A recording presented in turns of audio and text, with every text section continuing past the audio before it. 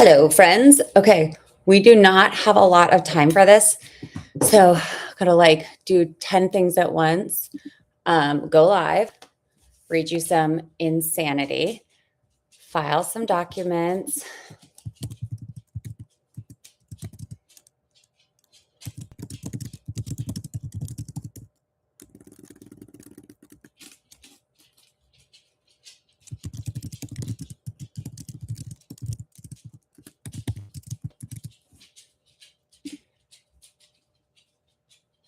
Okay, post. Okay, let's see. So I just posted over on YouTube. Let's close this. Let's go back to Facebook. Let's go to groups.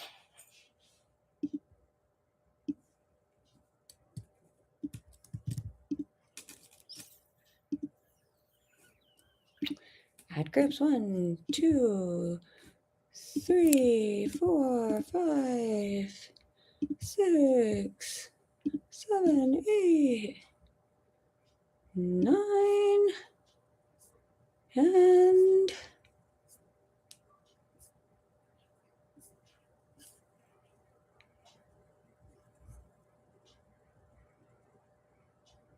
can I do one more? Oh, I guess that's it. Okay, next. Let me grab this. Hi, somebody jumped in. Screen share. Share. Copy. Okay, I've been trying to get this stuff out because it seems like people are actually really responding.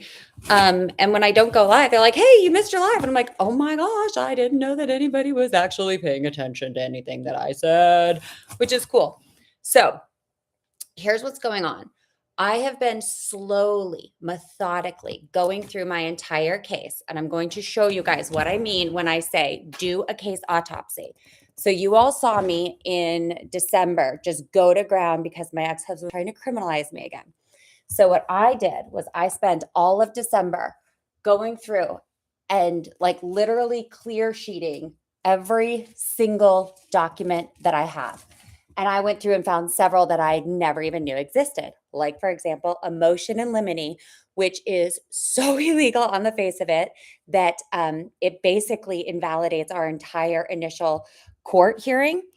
And then I went and I got all of my court transcripts, got them all printed, and then I put all of the evidence in there.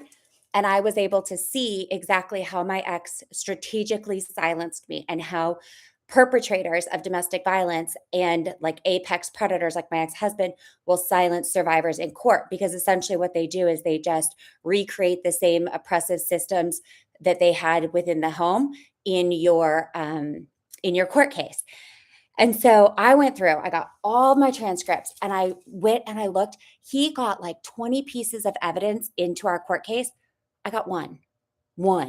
And then I found out that there was a motion in limine basically silencing me. And so now I've seen what his lawyer's end game was, which I always knew it was money, but now she can't even hide it from herself. So what we're going to do really quick is whenever I get a filing or anything, also I've got to do my makeup during this because I've got a really big meeting today. So I'm doing 10 things at once. We are, whenever I get a filing, here's the first thing I do.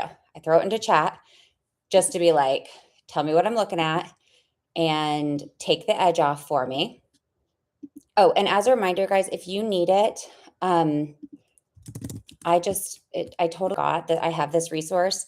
If you need it, if you're a victim of domestic violence, I have an AI companion on my website for domestic violence, sexual assault, all that. So I'm going to drop this in the chat if anybody needs it. And then just know that resource is there, and it has a quick, if you need to jump out, it's got a quick exit.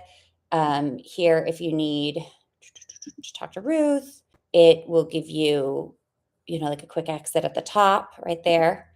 Or if you, and it takes you back to the weather center. crisis support. If you need domestic violence help, it links through. And then if you need to, you can always just like exit out really quick right there. Okay. And then where are we? We're back. Okay.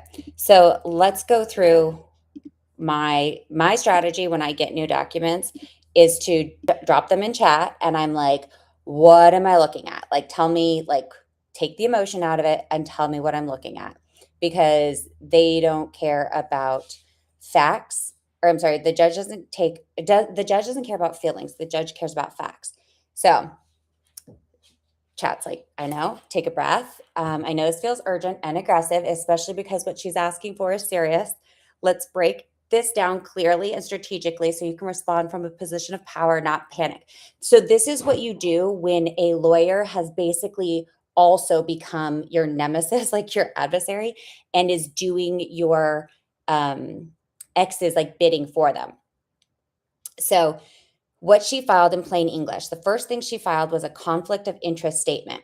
She claims that my ex-husband and Commissioner Silman attend the same church, which nobody seemed to care that there was a conflict when Commissioner Silman's daughter was the one who tried to prosecute, being the initial false police report that Daniel made.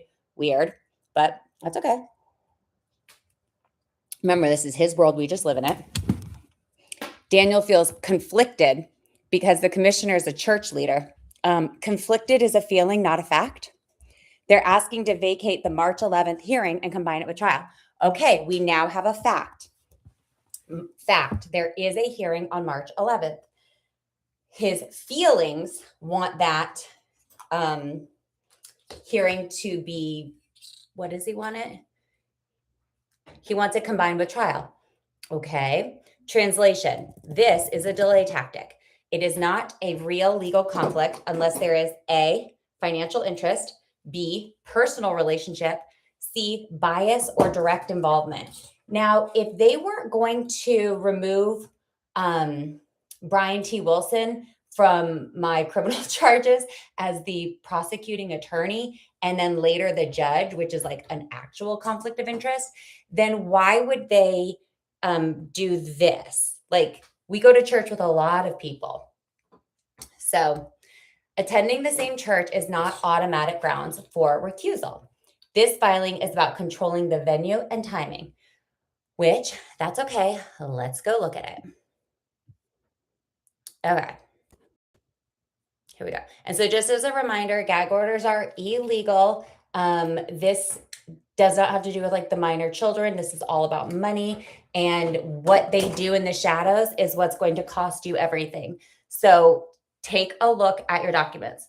First thing we're looking at, this was filed by his attorney, Brianna Cornwall, in the Superior Court of Monterey, California at 3:49 p.m. on the 17th.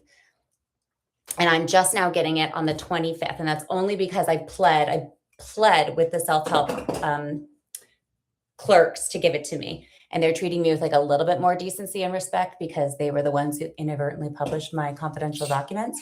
So I think they're kind of like, let's maybe like not treat this person like a subhuman and give her some dignity and respect. Okay, so here is what this document is saying. In the Superior Court, State of California, case, respondent's statement regarding conflict of interest. So he is the respondent, Daniel, and he is stating that there is a conflict of interest. So Daniel Seibel, Mr. Seibel, submits the following request for the judiciary's review and consideration. Mr. Seibel requests that if upon review the court finds that a conflict doesn't exist, then the court vacate the hearing currently set on March 11th, 2026 in Department 21, and set it to be heard at the same time as the dissolution trial on April 16th, 2026 in Department 16. So basically what they're trying to do is consolidate everything. And this goes back to that white flag. I don't know if you guys remember me talking about the white flag the other day, but I was like, anytime your abuser like tries to give you something and it seems like they're being nice, no, you need to look at what's in it for them. So in this case, I was like, why is he trying to get the child support department to like do X, Y, Z? I didn't understand it. Now that this has been filed, I'm like, oh, there you go. There you go. They were hoping I would dismiss. And then because I didn't, now we're back to this. Okay. So basically what they're trying to do here is not declare that there's an actual conflict of interest, because I would argue that Commissioner Silman has been going to that church for who knows how long. He's been a member of that community since the 70s. And Dan has been appearing before him for, I don't know, like 2 years now. So I don't understand how there's all of a sudden a conflict of interest right before we have a very big hearing. 1, Respondents' Counsel has come to learn that there is a conflict between Commissioner Silman and Mr. Seibel. Mr. Seibel and Commissioner Silman attend the same church, wherein Commissioner Silman is the Eucharist minister. This is the same church that, if we pull it up, there was I'm trying to think about a stipulation where my ex-husband wasn't going to allow me to attend my daughter's first communion. And the only way that he would concede is if I sat in the rafters of the hearing. I'm sorry, sat in the rafters of the what do you call it? First communion, like a freaking pedophile. And then he tried to get the women who attended as if they were violating the restraining order when they were members of the church. He's like, she wasn't allowed to bring friends. It's like, I didn't bring friends. People who go to the church and who are members of the community came and supported me because you're a turd. And like, I didn't bring them there. They go to the church. It was an open event. Like, you can't, he wanted to control not just me and my movement, but like everybody's movement. And that's why it's so, like, God is so good that I have this, 3-year case study of how he quite literally is a textbook abuser, and everything my doctor told me he was going to do, he did, like literally to a T. And now I can actually line it up. And this is what I've been doing in therapy. We go through, we analyze the documents, and we talk through them and how it makes me feel, and like what it's going to look like in court when I have to go through my public trial about Monterey County exposing my records, et cetera, and how it all could have been avoided and all that. And then we just match up his filing with like the type of litigation abuse or coercive control or, whatever it is. And then ideally what will happen is this book that I'm creating, the DOD Deadbeats playbook, we're going to be using it to ratify the family advocacy program, because I'm working with some really incredible officers based out of DC who've had their own really horrific experiences with the family advocacy program and know that it needs reformed. So the good thing is we can actually show, like, there's a male version and a female version of these case studies of like how it goes when there's a real report that doesn't get prosecuted versus how it goes when there's a false report that does get prosecuted. So we're kind of like opposite sides of the same coin there. Okay. So, Respondents' Counsel has come to learn that there's a conflict between Commissioner Silman and Mr. Seibel. Mr. Seibel and Commissioner Silman attend the same church, wherein Commissioner Silman is the Eucharist minister. Shortly after the last hearing, before Commissioner Silman, Mr. Seibel came across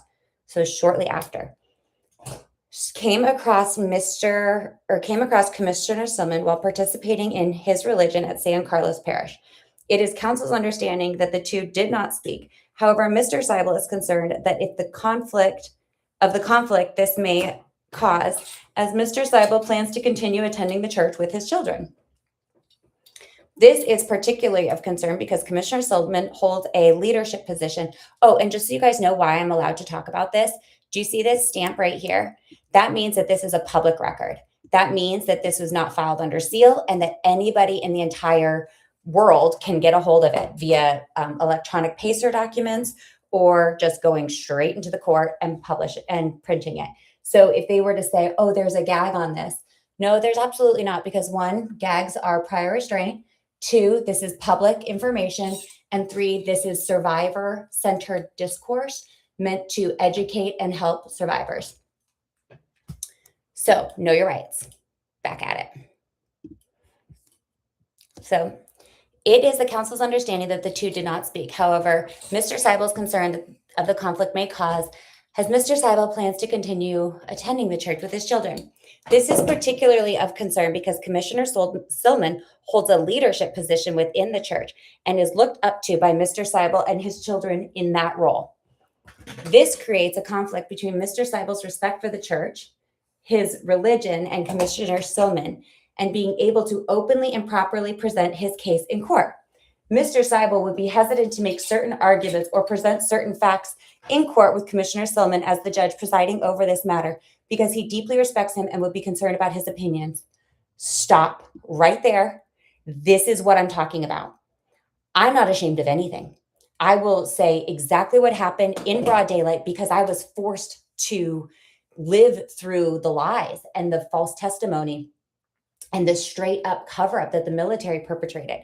Now, if Daniel was truly concerned with Commissioner Silman's, like the way that he's going to perceive him, then why are you even in court, bro? Literally, you're going to say something in court that you wouldn't say in church? You know what that sounds like? Exactly what the fucking priest told me about you, that you're a liar and that I need to run for the hills. So just a refresher, this is the guy who tried to arrange an exorcism for me through San Carlos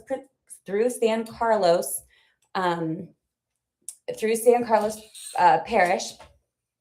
And additionally, this is the same monster that the priest told me literally I needed to get away from because he was not safe and that they would help me file for an annulment. So now here he is being like, oh no, now somebody in our church who could see what I've done, like on a public, like they're going to see him in both places. But like, why, like, what are you hiding? Like, why are you forum shopping? Because that's what this feels like. Because if you really were innocent, if you really, like, whatever you have to say it. Whatever you have to say it. Don't forum shop. Don't try to go before one judge or another. Like, come on, dude. Just tell the truth. And it doesn't matter what forum you're in. Except that's the thing. You forum shop because you know that if you can control the narrative, you can control the outcome. But you are losing control of the narrative because I have stopped kowtowing to you and I've stopped playing the game of begging for forgiveness and begging for you to do the right thing. Instead, I'm slowly, meticulously reading through my case dockets. And what did I just find? 4 orders that your attorney submitted that are strikeable because they lack proper service, which means those are 4 orders that he is going to have to request new billing for, because why would you ever pay for a file that was done fraudulently? Okay, like Cornwall wants $115,000 for like work that is not lawful. So here we go. So the conflict between Mr. Seibel's respect for the church, his religion, and Commissioner Silman are being able to openly and properly present his case in court. Mr. Seibel would be hesitant to make certain arguments or present certain facts in court with Commissioner Silman as the judge presiding over this matter because he deeply respects him and would be concerned about his opinion. Well, you should have thought about that before you did what you did, Daniel. 3, Mr. Seibel is an extremely religious person. False. You are a pariah and you're like a social justice warrior where you like are virtue signaling. And if you were actually a religious person, you would do what the priest had said and ask for forgiveness because you, sir, wronged me as your wife and you know it.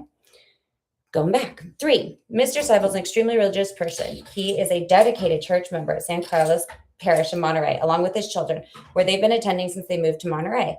Mr. Seibel takes his faith very seriously. There's a long history in this case wherein petitioner Autumn Seibel has used Mr. Seibel's religion against him and used it to further harass and abuse him by spreading false information and accusations at his church throughout the leadership of the church and its members trying to get an audience for her domestic violence proceedings.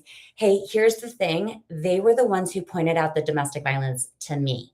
It didn't go the other way. They were the ones that helped me, not the other way. Just so we're tracking. Just so you know what we're dealing with here.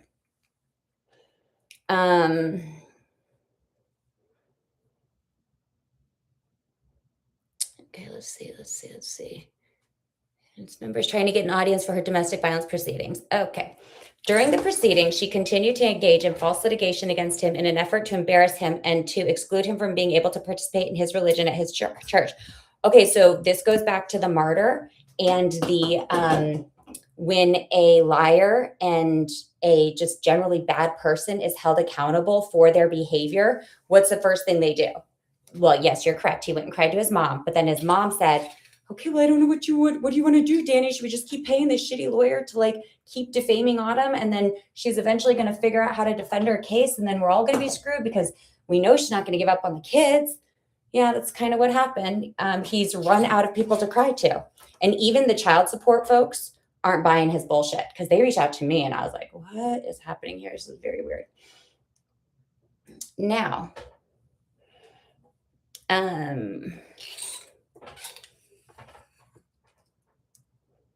okay, during the proceedings, as she continued to engage in false litigation against him in an effort to embarrass him and exclude him from being able to participate in his religion at church. No, Dan, you embarrassed yourself. I didn't do the things to me that you did. You did them. Those are your behaviors. So again, you guys take notice. Abusers will not take responsibility for their actions and they will put it habitually back on their victim. It's like, well, she made me do it. It's like, what are you talking about? I'm not even there. Like, go away.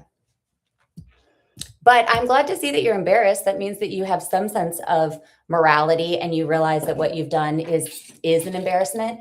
And here's the thing, all of those service members reaching out to me who like know your name and know you from before and are telling me like wild ass stories. I'm just like, okay, well, just a reminder, he's still the father of my children. So I'm not trying to shame and defame him any more than he already needs to be held accountable for what he did to me, just so that my children are able to like understand that they don't deserve what their father has done to me.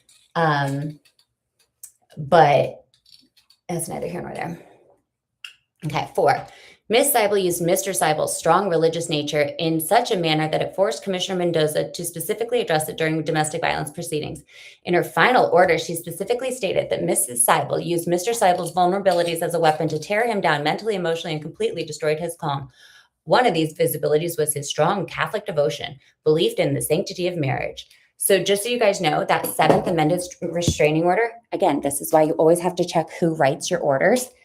His attorney got to write all of the orders. And when you read it, I mean, even like people who don't like me read it and they were like, that's pretty fucked up. Like, this is like, they're like, this makes us all look bad in like the court of law because this chick has this personal vendetta. And I'm like, I don't even know that it's a personal vendetta. I just know she's a greedy whore. Like, she's a greedy money whore.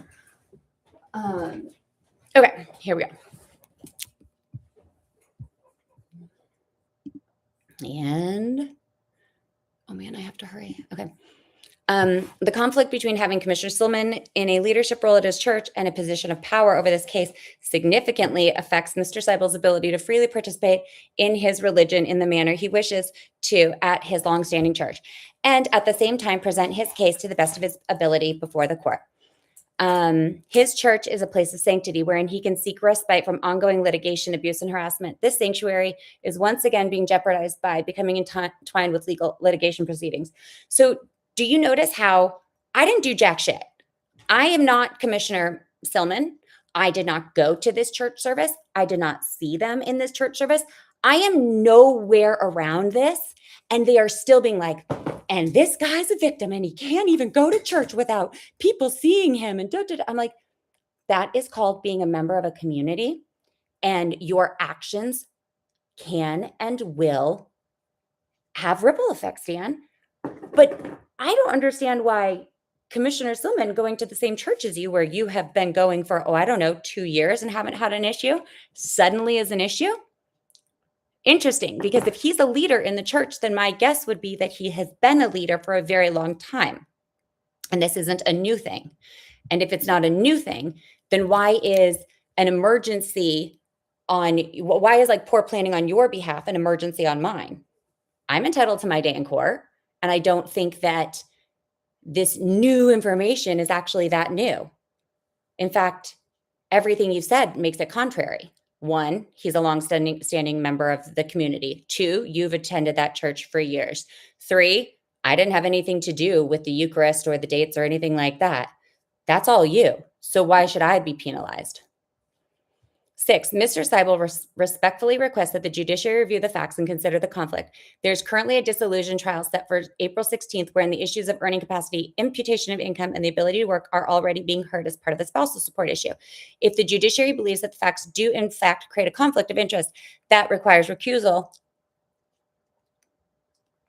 then as a matter of judicial economy, Mr. Seibel proposes that the March 11th, 2026 hearing in Department 21 be vacated and the issues be set to be heard at the dissolution trial on April 16th in Department 16. Brianna, you silly, silly girl. Okay, so we will respond to that one first. Let's go back over here. Okay, so that's one. Go down. What I need to do. File a formal.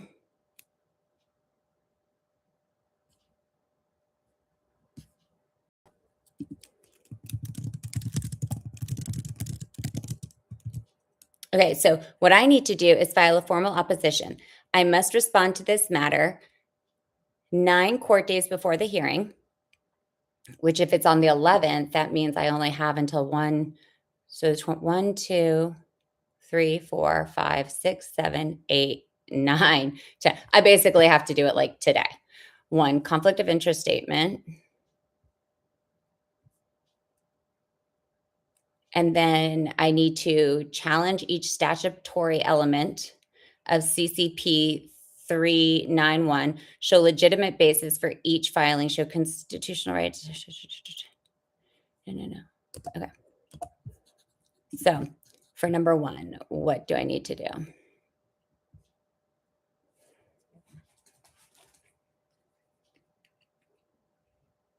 So they filed a statement regarding a conflict. It is not a formal disqualification motion under CCP 170.1, which is what Commissioner Wilden did.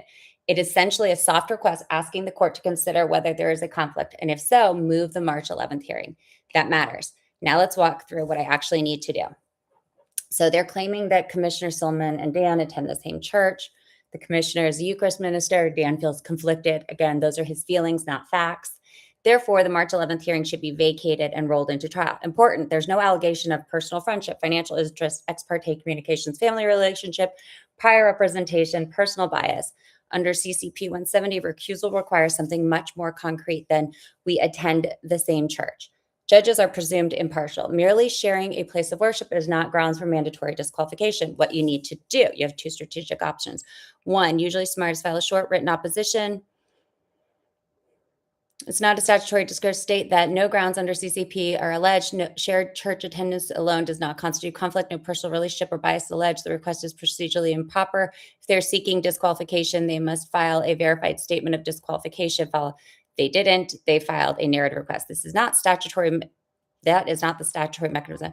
Vacating the hearing prejudices you. Explain the March 11th hearing concerns time-sensitive matters. Further delay is prejudicial. Combining with April trial is unnecessary and inefficient. Keep it procedural, not emotional. Say nothing.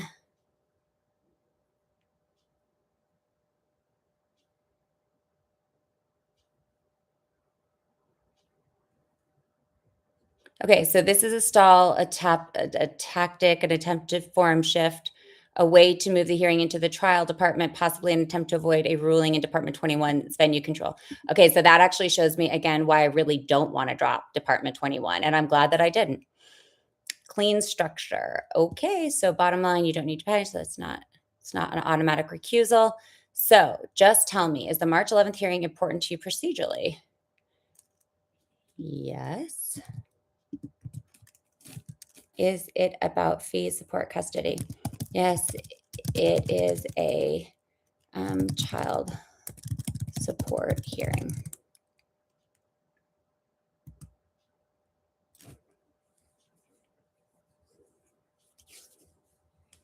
Okay, so do not let them wear the conflict. Okay, so why it's actually about support. If the March 11th proceeds were calculated, yeah.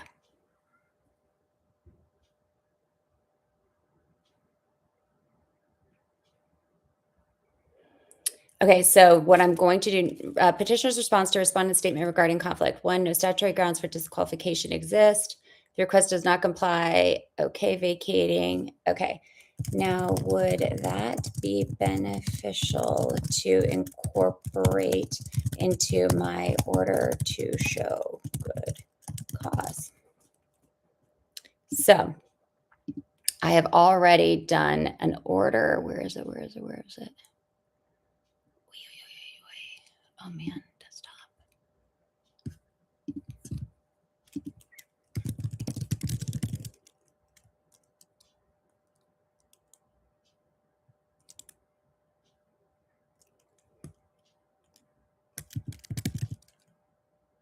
There we go. Good cause exemption. Open that one. Open. Okay, so I have already submitted a child support good cause exemption, and that's what we are like going to be hearing on March 11th. Okay, so should you incorporate the conflict show? Yes, but show.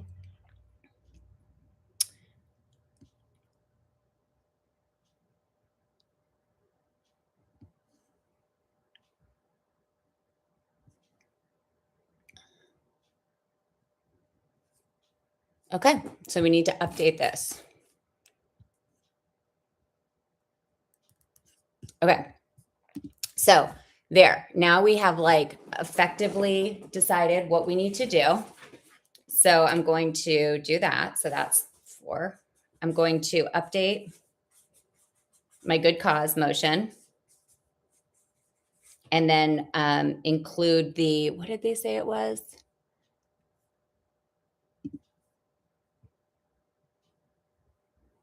Include the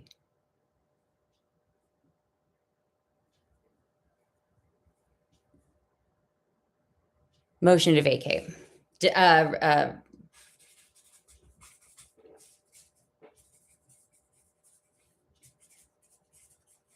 again, this shows me that they're getting desperate because they're not even like using case law, which they never really have, but even still. Okay, next. Oh, look at this proof of service. We should check and see if Essie Serrano really is a U.S. citizen because Lane Guevara definitely wasn't.